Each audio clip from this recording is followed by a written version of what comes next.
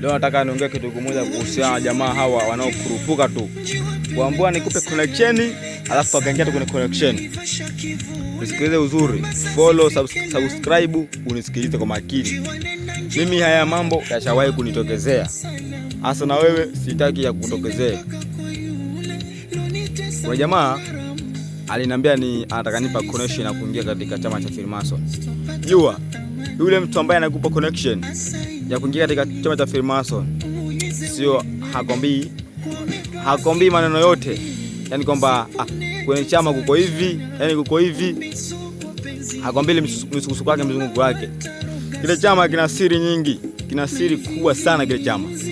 Wewe ulikuwa hujaingia hapo, ukasema jambo la kaida. Alikwambia tu kuna kafara tu ya kutoa ng'ombe, wanyama, ni uongo bro. Kile chama si cha kuchezea. Kile chama cha Freemason si cha kuchezea. Mimi juzi niliingia live. Kwa jamaa akanambia, nikamwambia nataka connection ya kuingia katika chama cha Freemason.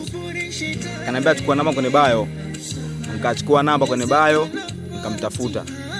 Kumtafuta WhatsApp, nikamtumia SMS, bro, nipe connection. Kanambia kujiunga na chama cha Freemason. Maana kuna wale ambao wanakupa ukweli na kuna ambao wale hawakupi ukweli. Hata mimi jamaa aliniambia ukweli. Ananiambia kujiunga na chama cha Freemason umtoe mwanao kafara. Sasa wewe unaambiwa sijui hakuna mtoe sijui mamako babako, hilo jambo ni uongo.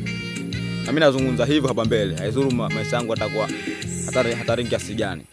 Lakini naambia ndugu zangu, chama cha Freemason unatoa kafara ya mtu. Unanisikia? Kama una D2 huwezi kaelewa.